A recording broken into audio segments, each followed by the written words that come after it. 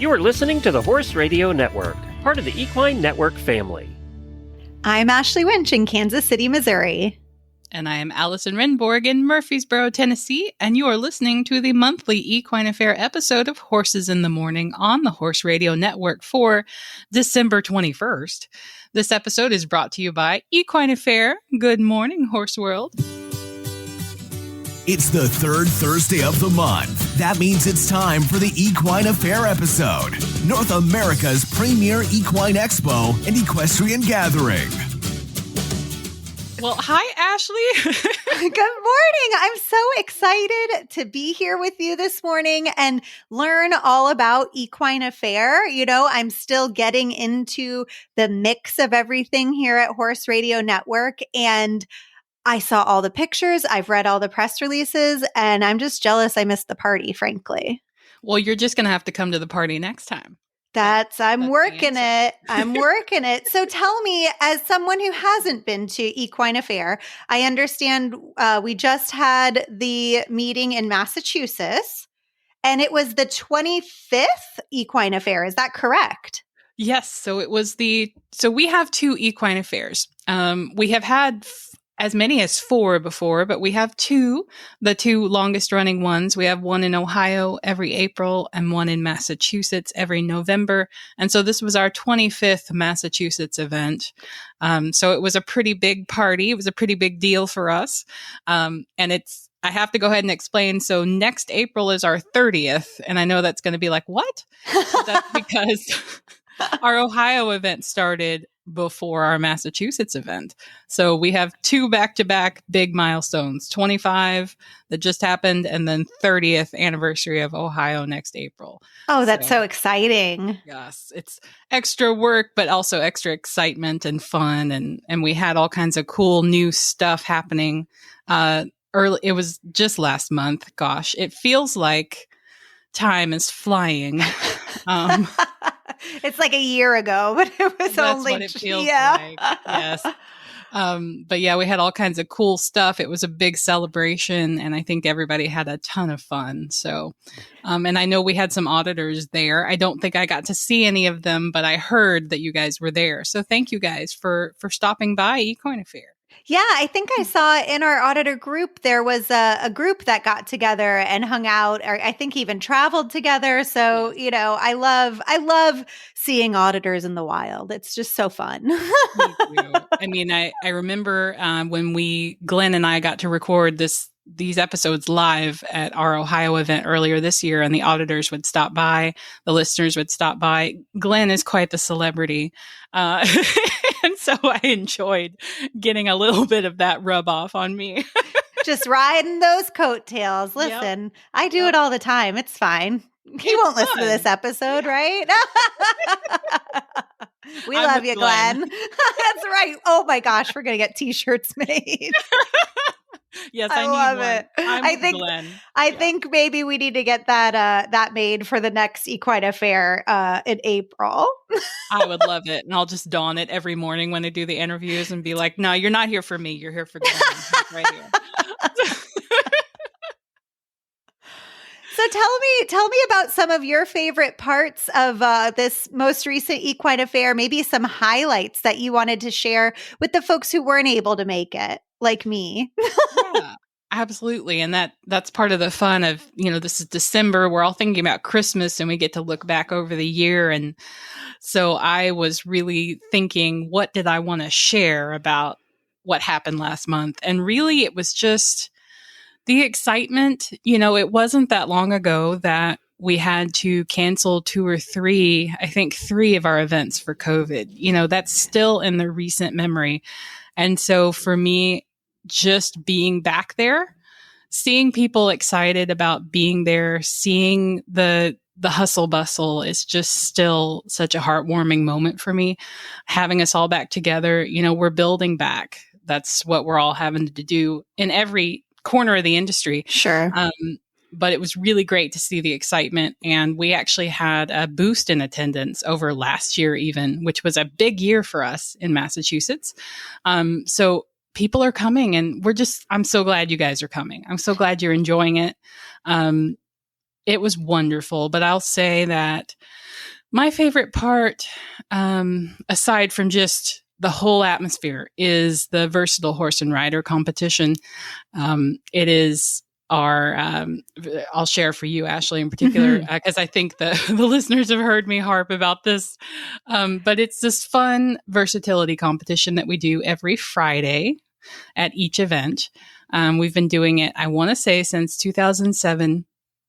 And so people apply in advance, and we select the 25 horse and rider pairs. And then they don't find out what the obstacle course is for the competition until like an hour before they're supposed to ride it. Okay. So they get an idea of what might be waiting for them at the Sure. versatile horse and rider. And if they've attended and seen it before, or they've competed before, they know what's probably waiting for them, but they don't get the particulars, the specifics, until right before. But it is an obstacle course. It's timed. And every obstacle is designed to test your versatility, but also your ability to communicate with your horse and vice versa. And so the obstacles are things like walking a really skinny bridge, pushing a salt block with a polo mallet. Okay. So this is giving me flashbacks to my Extreme Mustang makeover is what I'm hearing, is that you just show up and you and your horse have to have that connection, communication, like you said, and do your darndest. How much fun is that? And I know we have other highlights to get to. Is this open to English and Western riders? It's for anyone to showcase the versatility?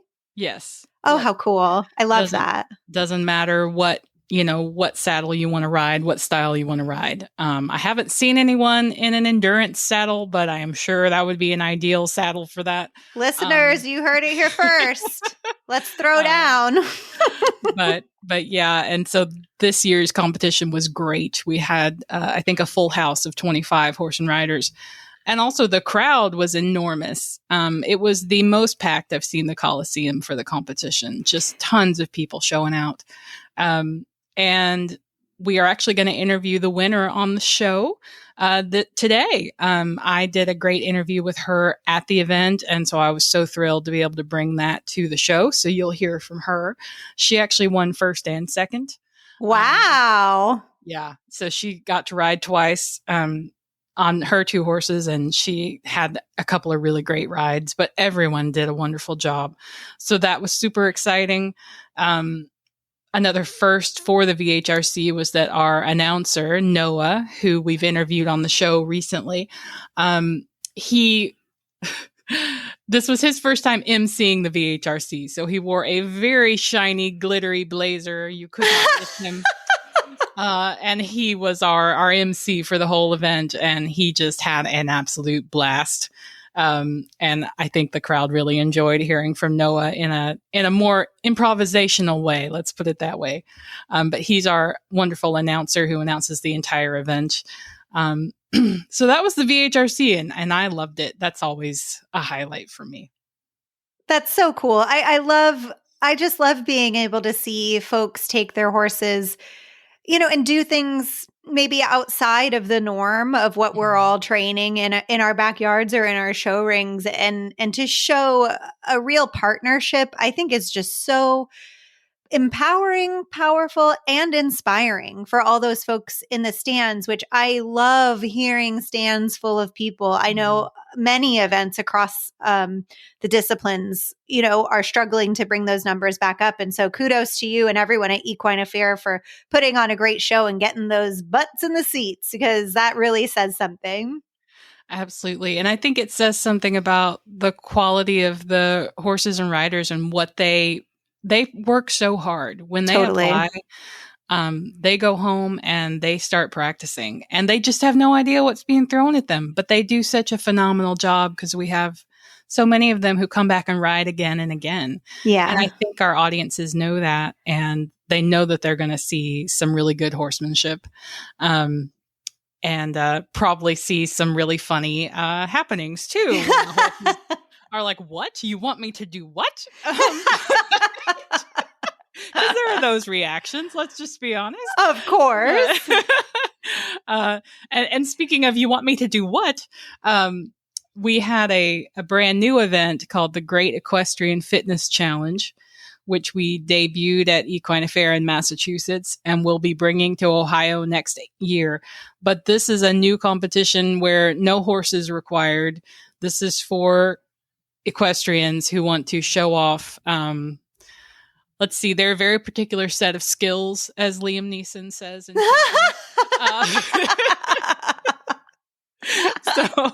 So this event, for those of you who weren't there to see it, we had 3 different parts of the event. So the first was the Barn Chores Marathon. So if you can imagine having to do your barn chores as fast as you possibly can in front of a crowd and as neatly as you possibly can. So stacking heavy hay bales, carrying buckets of water, going up and down a mounting block. What else did they do? Hauling bags of feed, of course. Just our president put together this amazing marathon, and I got to watch it the first several tries, and people were getting tired about halfway through. Oh my gosh. It was a workout. But that was the first event in the Great Equestrian Fitness Challenge. And then we had a bouncy pony race where you rode large inflatable bouncy ponies up and down the arena. It was a very serious sport here, guys. So serious. Very serious. And then the horse nugget relay, of course, which was you had a buddy with you and you guys had to scoop horse nuggets as fast as you could, following a path up and down the arena into a wheelbarrow. That was a barrel of laughs. Pun very much intended. I Yes. love it, Allison. Yes. So the Great Equestrian Fitness Challenge was a hoot. I think everybody really enjoyed it, and we got to give away prizes and trophies and bragging rights. So if you missed it or you were there and you watched it and you want to compete again, you can compete in Ohio in it, and we'll probably make it, I don't know if we'll make it harder or easier. But Don't tell anyone who competed before if you Yes. make it easier. I don't know. I was stunned. And I asked after I watched the first few runs in the Barn Chores Marathon, I said to Kogi, who's our president, I said, so who put that together? And she said, oh, I did. And I said, well, it was definitely a workout, Kogi. And she's like, oh, I know. But this is what we train for, guys. That's it. Every day. And at least now, if you participate or even place, imagine your LinkedIn that yeah. you won the horse nugget relay.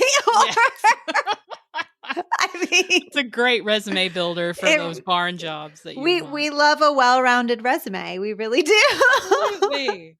Absolutely. And everybody's experienced that, like, oh, I need to be somewhere at 10 o'clock, but I've got 12 horse stalls to clean first. That's exactly what was going through my mind, was as fast as possible. I know we've all been there. I know we have. And it's the horses that just poop in one corner that you just love. And you're like, thank you. And then you've got, the next stall. The wreck stall. Yep. Yeah. It's like, oh, let me poop everywhere, including in my water bucket. And I'll stomp scatter it in. Yeah. Oh, yeah. Oh, yeah, I don't miss that from my barn mucking days in college. I worked at a professor's barn, and they had 1 or 2 horses who were the neat corner poopers, and then they had the stomp it into oblivion stall stompers. So yeah, I always like to give those ones to the kids that would come out and ride and be like, oh, you guys, you need to muck a stall before you get on a horse. That one's yours. Oh, that's mean. It builds character, Allison. You're right. You're so right. That and picking the pasture. Oh, yeah. Character, yes. And then I guess my other favorite highlight that I wanted to mention was Fantasia. So you said you read the press release. Do you know about Fantasia? I have seen some of the flyers on social media for it. So Fantasia is our nighttime show, and we have 3 performances at every Equine Affaire.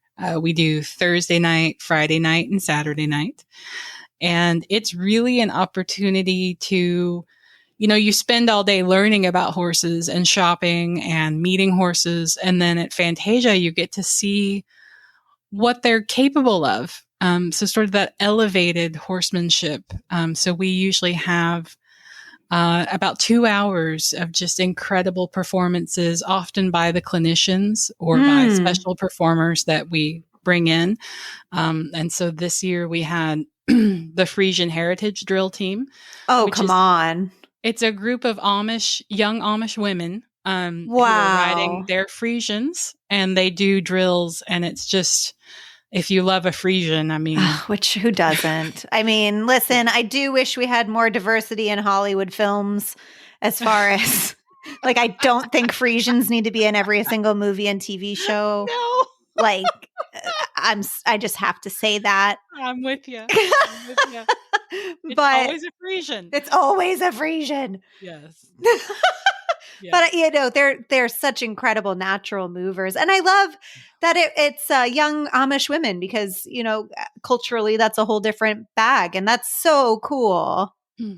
They are cool, and I mean those ladies. I've been following their Facebook, so plug if you enjoy their act, go find the Frisian Heritage Drill Team Facebook page because I mean they'll share like things that are going on in their lives. I think some of them are getting married, and so this was their last performance, and I guess they'll bring in sisters or cousins to take up the flag. So I thought that was neat. But of course, so we had the Frisian Heritage Drill Team ladies. We had the Whispery Pines Percherons, who are some of my favorites. They did a drive off with the Morrisville College Belgians. So we have our very large Coliseum arena, which looks very small when you put I bet 6 Percherons and 6 Belgians in it. No kidding. Wagons. Yeah. And I remember chatting with Sam Redinger, who's the owner of Whispery Pines Percherons. And I said to him, how does it feel to drive your horses into that really big arena? And he goes, well, it's not that big, Allison. And I'm like, you're right. It's not that big when you... when you're basically driving elephants around. I was like, you are so right. And so they did a drive off to a lot of Michael Jackson tunes. Because what else do you do with draft horses? Right? I mean, come on.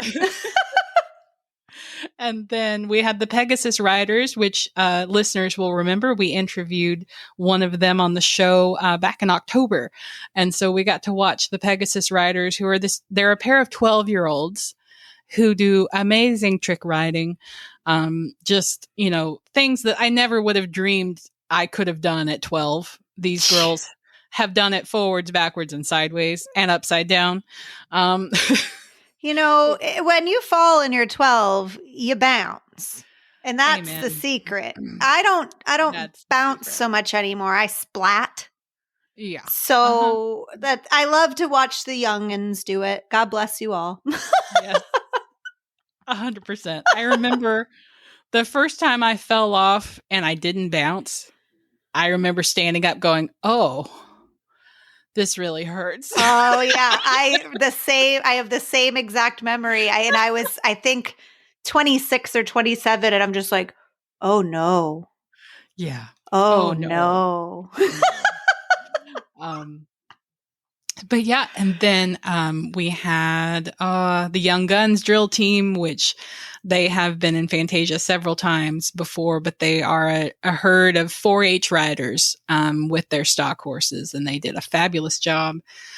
We had bridleless jumping. We had bridleless dressage. We had Loop Rollins there, who does a fantastic trick roping routine. And so it was a great Fantasia.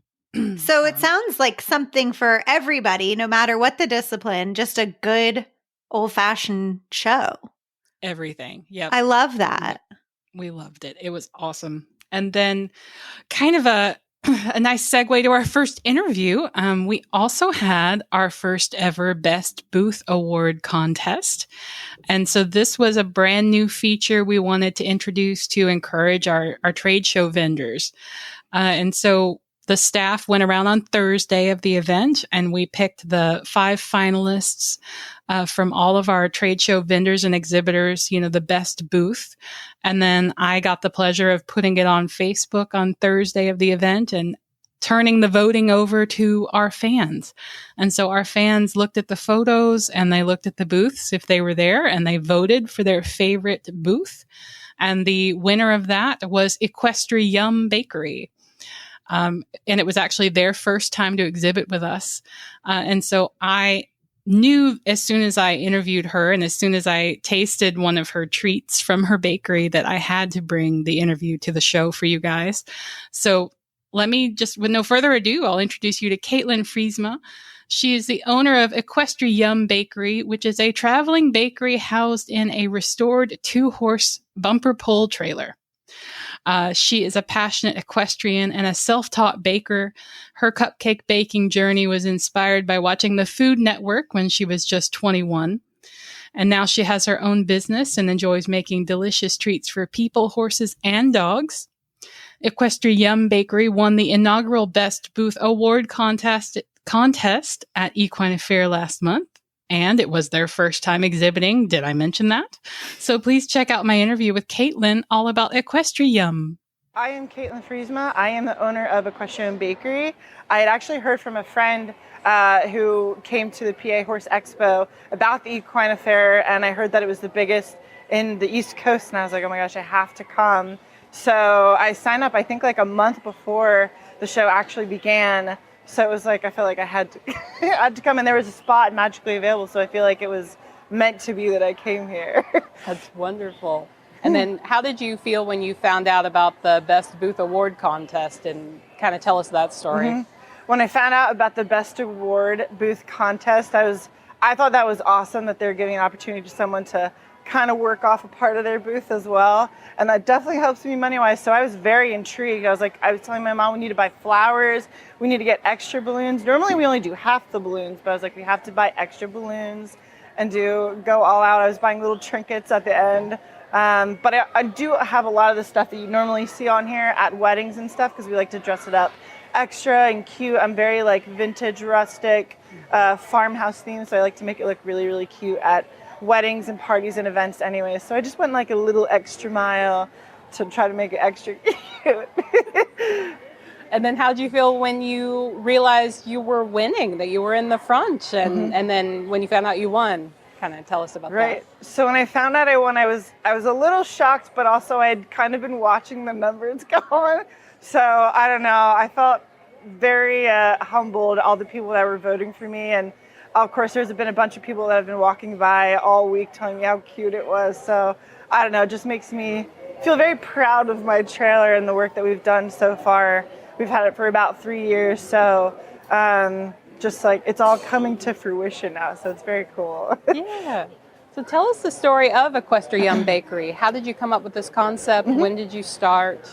What's your passion there? Okay. So EquestriYUM Bakery started around 6 years ago.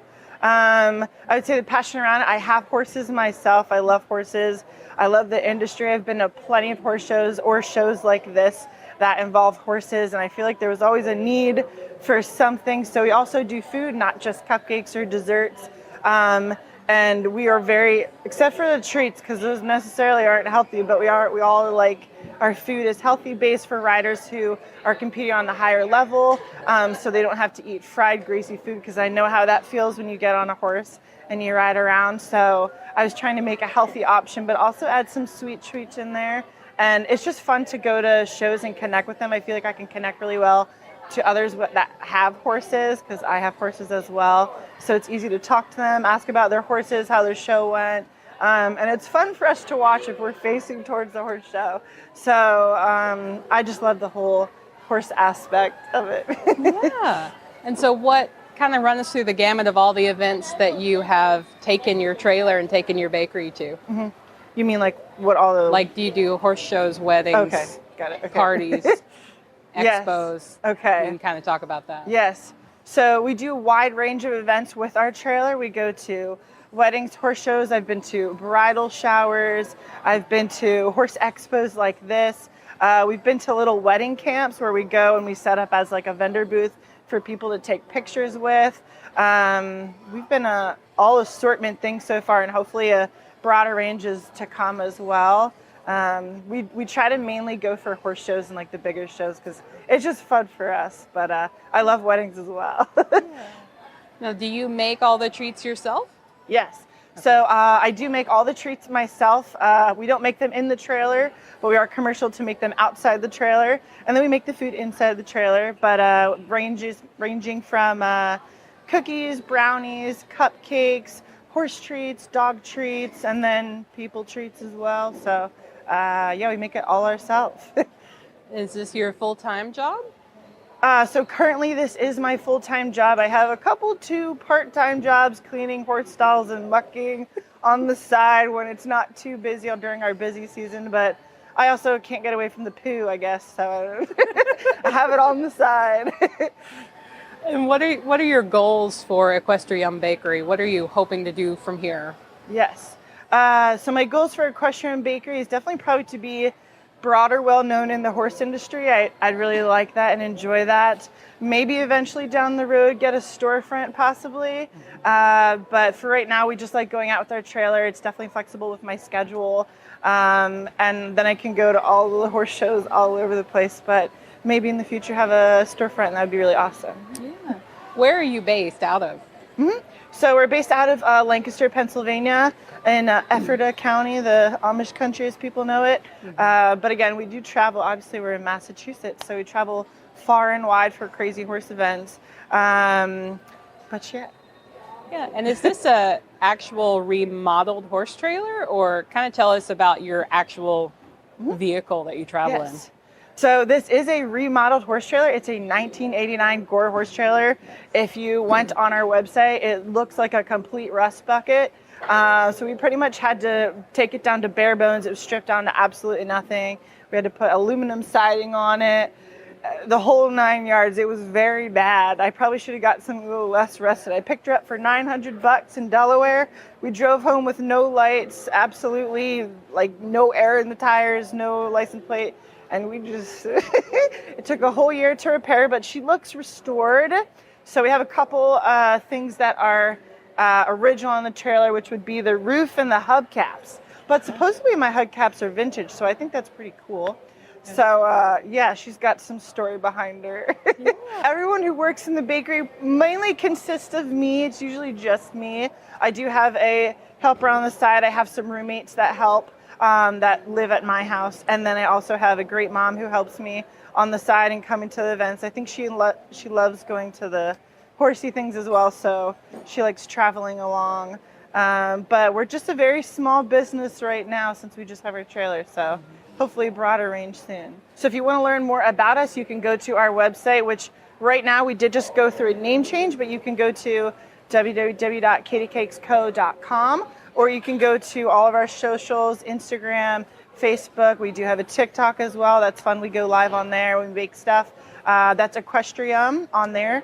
And you can find out about the events we're going to, or if you want to book us for a wedding or a birthday party, you can just shoot me a DM, message, email, and we'll get back to you within the day, probably. You can order delicious treats from katiescakeco.com and have them shipped to the lower 49 states via overnight UPS. And I'll tell you, they are delicious. So after my interview with Katelyn, my husband and I did get one of her cake jars because she sells her cakes in a little jar, and you can do 4 ounces or 8 ounces. And I think we had the blueberry flavor, and it was, pretty amazing. I just got to say. So you definitely want one. If you can get one, and turn the lights off and just enjoy it because it's an experience. And it's the holidays, so get yourself something. You don't have to share. Exactly. Don't share. But I guess, get one for you and then get one for your friends and put them in their stockings. Oh, there you go. That's the holiday spirit. Stocking stuffers. So that was a great interview. I really enjoyed meeting Katelyn, and you should definitely follow her on Facebook, Instagram, find her website, do all the things, because she is a young up-and-coming business owner, and we want to encourage her. And she'll also be in Mass next year, because one of the prizes for winning the best booth is a credit towards your exhibit space for the next year. So it's really a way for us to give back to our exhibitors who work so darn hard to bring their products and their decorations and everything to Equine Affaire to make it the, largest horse related trade show in North America. So yeah, definitely support our vendors. Get your Christmas shopping, as Glenn's always saying, get your credit cards ready for Christmas. And then, my next interview I was so excited to do is with the winner of the Versatile Horse and Rider competition, Brittany Mayer. We had 25 pre-selected horse and rider pairs to race the clock and tackle those obstacles like Ashley and I were talking about earlier. And Brittany was the lucky winner of not just first place, but second place too. She's from Cumberland, Rhode Island, and she won first place aboard My Sharona's Time to Shine, and then second place on Copy That. And she won a grand total of $4,000 plus bragging rights. So we caught up with Brittany during the event to chat about her rides, and here's what she had to say. My name is Brittany Mayer. I am from Cumberland, Rhode Island, and I came to Equine Affaire for the Versatile Horse and Rider competition. Now, is that a competition that you've entered before? I have entered the competition before. I've done it twice on the mare that I won it on last night and once on the mare that I was second with last night. So how have your past attempts how did they inform your approach this time? Well, the first time that I ever did it was in 2016 on my roan mare, My Sharona's Time to Shine, and during our ground tie, she stepped on her rein and broke it, and I had to finish the course with one rein. So we've kind of made adjustments to our ground tie with her. So sometimes we just don't even bother trying it. I'll set her there for a second, step away, and then bring her with me to whatever we have to do. And then last year I showed the horse that I was second with, Copy That. She is a sensitive, not spooky mare, but she can get a little bit sketched out by things. So last year's, 3 obstacles I did before I went off course last year really helped me prepare her for this year. And the fact that I went off course last year really made me study the pattern a little bit harder and ride it in my head a lot more than I did last year and be a little bit more focused on it this year. Yeah. And so tell us a little bit about, we'll talk about the mare you won it on first. Tell us a little bit about Roni and your history together and what she's like. Yeah, Roni she's 19 years old now. She was 7 when we bought her. We bought her from a lesson program that was using her for beginner hunt seat riders, doing short stirrup, beginner walk trot canter, showing some local hunter shows. And we started off leasing her for a season for our show kids at home because we do lessons, showing, boarding at our place. And we ended up liking her so much we bought her, and we've owned her the last 11 or 12 years. In those years, we've done everything from hunters and jumpers to Western pleasure, Western horsemanship. She's done the New England Medal Finals before for Western, placed fairly well in that. And now we're doing a little bit more with versatility, and we started that in 2016 with her. And she seems to really, really like it. She's a very laid-back, quiet horse, and she's not fazed by very much. So she goes up to each obstacle like, yep, I'm ready, let's tackle it. What was the most challenging obstacle that you encountered with her yesterday? Honestly, it was walking into the arena. It's been several years since she was here last, and I was not expecting her to get as charged up as she was entering the ring. So I was honestly a little bit nervous because she did try to spin and bolt out of the chute before we went.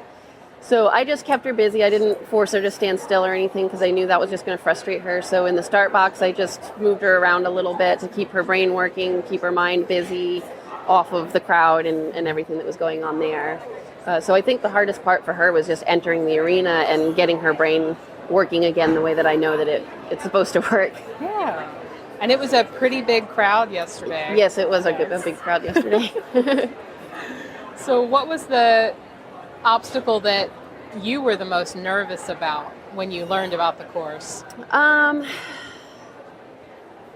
Probably the ground tie, because I knew, the first year that I ever showed her in 2016, she broke the ground tie because there was a pile of manure next to her and she had to go sniff it. So with the hay bale next to the bridge, I was a little nervous on that.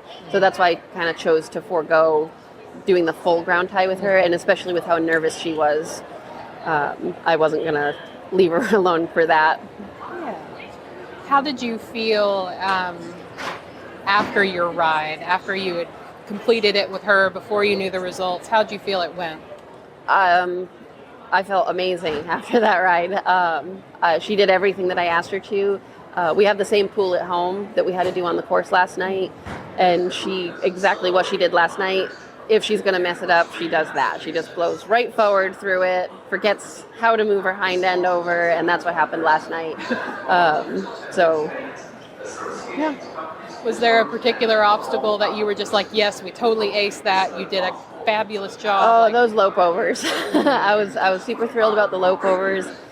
She's great counter cantering, which is actually her weakest suit when we're trying to do lead changes. She hates those. She doesn't like to be that athletic. So when I saw that there was a counter canter in that course, I was really excited about that for her. I also was really excited about her backup and her ability to go in maneuver the gate there towards the end. Now, am I correct that you were selected first with Copy That? I was, yeah. Roni was not chosen first round. We didn't find out until fairly late last week that Roni had been accepted. And were you excited or nervous that you were going to have to ride twice? Well, my family and I had talked about the pros and cons to riding two horses versus the one. We were a little bit disappointed that Copy That was chosen over Roni, because Roni is the horse that I've done it before, and we've been competitive, and we've pinned top 5 before, top 10 before together with her. So not having her there and having Copper there was a little bit of a disappointment, but once I got the phone call that Roni was accepted, I was like, yes!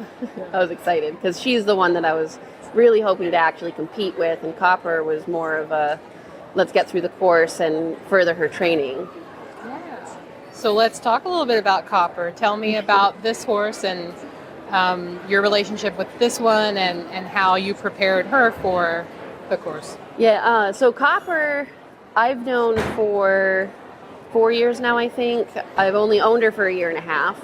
So she was started at the University of Findlay in their reining program, in their colt starting program, and then she was part of a reining program in Nebraska as a youngster. She came out of the BLM holding pens as a weanling or yearling for a competition with the Mustang Heritage Foundation. Friends of mine from Kentucky bought her, and that's where I met her first when I was doing a clinic out there. That was about 3 or 4 years ago. And I fell in love with her then. And I told them, if you ever want to sell her, I'd be very interested to have her. And so they owned her for a few years. And then when she came up for sale last summer, I think from the time that they posted that she was for sale on Facebook to the time that we told them that we would buy her was maybe 45 minutes. My mom woke me up in the morning and said, hey, what's this Copper horse they have for sale? I said, I don't care what you're asking about, buy it. So then we picked her up in Kentucky, or actually we picked her up in West Virginia last summer. And so we only had a few months to prepare for the Versatile Horse and Rider competition last year. And she was very nervous about it. We knew where her weak points were. She was fairly out of shape by the time we got her. Had been in a 4-H type home for 3 years almost, and doing drill team with them, trying to confidence build one of the kids in that family. So when I got her, I had to remind her of all of her reining training, and we showed all season this year, and she just got better and better, and I was feeling a lot more confident this year about her entering the Versatile Horse and Riding competition. And how did your ride go with her? Talk us through that one. Well, our goal for our ride with Copper was to just get through the course and hopefully not time out on the whole thing. Have her at least acknowledge each of the obstacles, because sometimes she just sees something, goes, nope, we're going back the other way. So my goal, and why I rode her in a snaffle, she's actually a very, very broke bridle horse that I normally ride in a reining romal and a spade bit, and I chose to ride her in a snaffle last night because I knew that she would need a little bit more confidence and a little bit more help with my two hands with that direct pressure. So I chose to ride her in a snaffle bit last night. And I'm very happy I did, because there were some moments like when she was scared of the purple barrel that we were supposed to push there at the end when I was carrying the garacha pole. She was very nervous about that, so I needed my 2 hands to help her through that, and by a couple other obstacles. And so how did it feel after that ride? Did you think, yeah, we accomplished our goal, we acknowledged each obstacle? Or Oh, I knew that in the middle of the ride.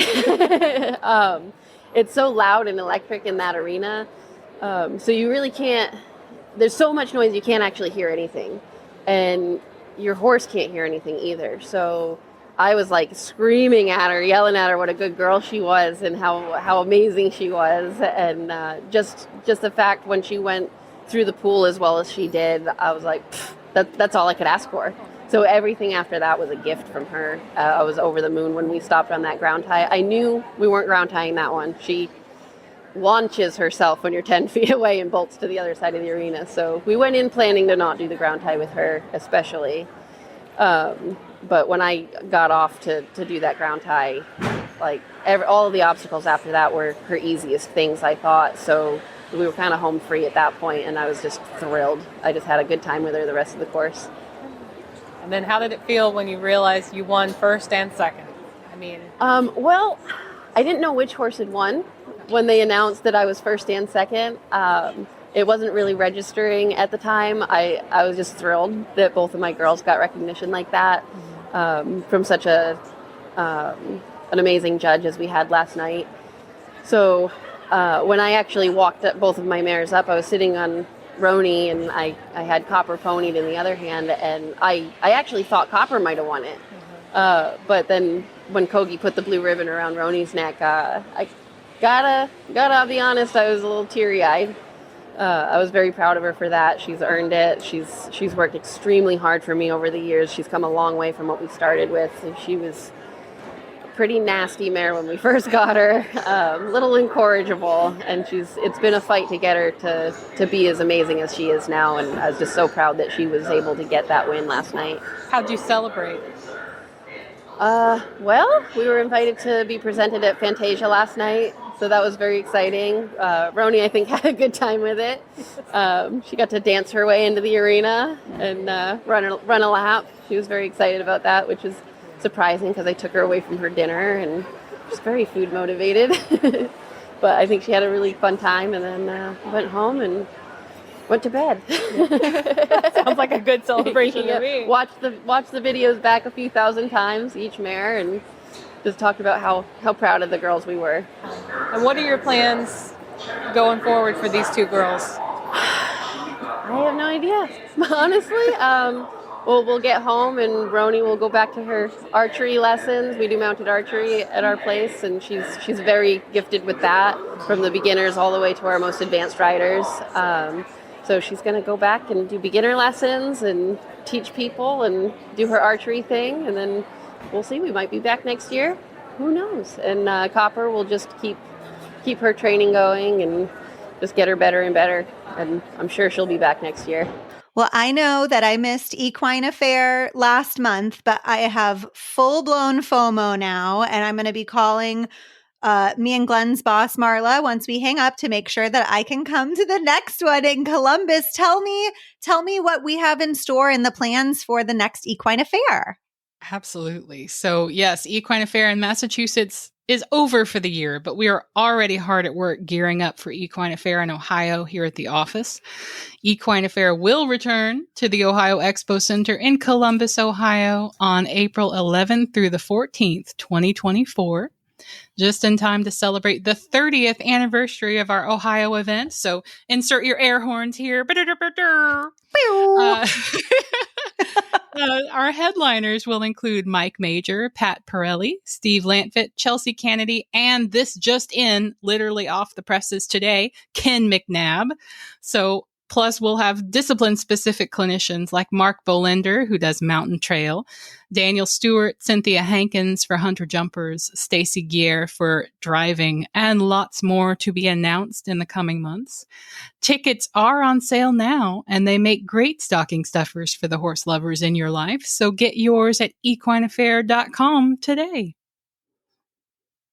And speaking of Equine Affaire in Ohio, we have the honor and the privilege of having an interview with Chelsea Canedy here for you. Chelsea was one of our clinicians in Massachusetts. She's coming back. She had so much fun. She's going to come back to Ohio in April. She is an upper-level event rider with a vast knowledge of horse behavior and natural horsemanship. We wanted to introduce you to Chelsea. So check out this interview with Chelsea that I recorded in Massachusetts and start getting excited about elevating your equestrian experience in Ohio. So I'm Chelsea Canedy. I am an upper-level event rider who also does a lot of work in the horsemanship world. So I do a lot of bridleless work, a lot of liberty work, a lot of use of positive reinforcement training, and I try to bring that into the competitive space as well. So how does positive reinforcement work in the competitive space? How is it different from, let's say, training at home? Yeah, I mean, I think I do it all at home as well, but I try to bring the understandings of how horses learn and different modalities of increasing our ability to communicate with them effectively, not only at home, but then I try to showcase that out in the world when I'm showing and bring that into understanding how we can enhance performance in the competitive space through those understandings. Okay. And how do you, let's do like a general definition of positive reinforcement. Yeah. Kind of give us a refresher on that. Yeah, so for me, I mean, I've studied a lot about the scientific understanding behind positive reinforcement work, which means I actually use like a clicker and food to help my horse understand the exact moment they've done something right and reinforce that understanding with a reward. That is a process over time by which you can remove the food reward slowly and have still that sound, replace that food reward and still increase the understanding of new learning. Whenever there's a question we're posing to the horse that maybe they haven't encountered before, or that there's some anxiety around, it can really help a horse settle and think through problems and increase problem solving. Okay. Yeah, it's a great tool. We've been using it in every training world besides horses for like decades, and somehow it's just starting to really catch on in the horse world. And I found it to be a huge addition to my program. Why do you think it's taken so long for it to kind of? I think because horses are so forgiving, and for a long time we thought because horses will allow it that pressure and release was the only way to train horses, and I absolutely use pressure and release in my work, but I've found that adding this little cherry on top of the positive reinforcement work has really helped horses understand what I'm asking so much faster and really tune into what I'm asking and try harder. Yeah. And try is so important no matter what we're doing, but especially eventing. I would think. Absolutely. Yeah, that's awesome. So tell us a little bit about why you're here at Equine Affaire. What are you doing this year? Yeah, so this year I'm teaching a few clinics. I'm also doing a demo, and I did a talk yesterday as well. I'm spanning topics from, in my talk, I had a conversation with people about how we bring horsemanship more into the competitive space. So talking about the things I'm explaining to you right now regarding horsemanship in general, different modalities of training and learning, and how we make that more the norm in the competitive world. For my clinics, I'm talking about things that seem really, really basic, but if you think about what professionals do on a daily basis, they really are refining the most basic things and then using those building blocks to add layers and more complicated understandings to their horse's work. So I did a clinic yesterday about refining our most basic aids to help our horses more clearly understand what we're asking. And that just means how they move from your leg, how they connect to the contact. And those are the building blocks of every more complicated thing we're going to do with our horses. Yeah. Today I get to teach on the importance of being patient and persistent in asking horses for things that might throw them off a little bit, might create a little bit of anxiety or tension in them. I'll be bringing in things like tarps and barrels and rails that we might ask horses to work with and around in ways that they're not used to, and helping their person, their handler, navigate those uncomfortable places that the horse might have with patience and calm and persistence to help the horse figure out the question. Yeah. And this evening, I'm really excited about my 5 o'clock session because I'm working with someone I don't know, demoing how changing our own mindset and our own quality of presence will help a horse settle and relax into a situation where they may not normally relax. So I think that's going to be a fun one. I'm going to bring the audience in and see how we can make it a learning opportunity for everyone who's there, not just the person in the ring with me. Definitely. Yeah. And that was something I wanted to ask you about. It's in your bio. It's about you're very, you like to focus on how being present improves our riding. And you said something like quality of presence. Yeah. So tell me what that means to you. Yeah. So quality of presence to me is really about how well we can be aware of what's happening in the moment. And so as humans, we spend a lot of our time thinking about what's going to happen in the near future, the distant future, and what just happened or happened in the recent past. And we have a really hard time, just by the nature of our cognitive abilities, staying in the present moment. And unfortunately, horses are a little bit the opposite. They live in the present moment. They have much less time that they spend thinking about what's going to happen and what has just happened. They have experiences in their lives that inform their decision-making in present moments, but they spend most of their time really taking in what's happening right then and there. Mm-hmm. And as humans, we need to cultivate the ability to do the same thing in order to meet them where they are, in order to be with them in the moment and help them learn in the moment through those places that might feel a little sticky or difficult for them. Yeah. And so that's something we have to learn, you know. Oh yeah, it's a practice. It certainly is not something that comes naturally to most humans, and I would say you have to be dedicated to changing and improving your ability to do that. Yeah. And when you see the results of that in the way your horse is willing to meet you, it's worth doing. Like, you'll want to do it more. Yeah. I'm hoping that's what we'll be able to help people see this evening. Absolutely. Yeah, I think that's really valuable. Yeah. So before we got started, you mentioned that you have ridden in demos here before, so you've kind of been on both sides of the fence, right? Yeah. So what is your favorite part about attending and participating, not as a clinician? And then I'll also ask you about the other side. Of course. Yeah. So my favorite part about the times where I've been here in the past as a demo rider has been to be able to come into the ring with a clinician who usually I have never worked with before, and not only work on skills that they're trying to give me in that moment, but be able to show the people watching when it goes well and when it doesn't. Yeah. Because I think when you're a demo rider at Equine Affaire, you're not necessarily coming to a clinic like as you would, let's say, at your own farm or a host farm. You're really there to help the audience understand what the clinician is trying to show. Yeah. And so you have an opportunity to show the skills that you're already coming to the table with, and then recognize when there are skills that maybe are lacking that the clinician would like you to be able to demonstrate, and then you go home with homework. You go home with a feeling of like, that was really tough for me and my horse. I didn't get to fully work through that in the demo, but now I have things I know that I need to improve when I get home. Yeah. And then as a clinician, now you've been on that side and now you're on the other side. Yeah. How does your experience as an attendee and participant affect how you teach? Yeah, for sure. I have a better understanding of what it's like to be the person watching, because I have not only watched demos, participated in demos, and now I'm giving demos. Yeah. I feel like I know what each person in those different places is hoping to gain. Mm-hmm. And so when I'm going in to teach, I'm thinking about not only the rider, but the audience, and trying to make sure each one of those people has an experience that they enjoy and can go home and bring something back to their own horse with. Yeah.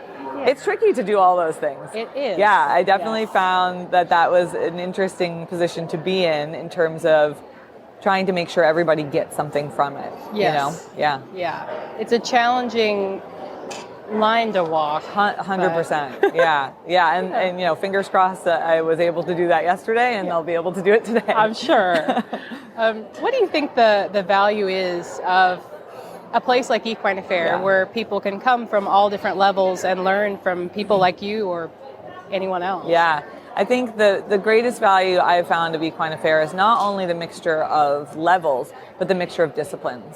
So I've been amazed and surprised by the value I've gotten from watching people in the disciplines that I don't participate in regularly. Honestly, they've been some of the most inspiring people that I've witnessed at Equine Affaire. Somebody who works with colt starting or ranch versatility or, I've been pretty surprised actually at how much I've taken home from folks who I probably would never have known existed in the horse world except for having come and seen them at Equine Affaire. Yeah.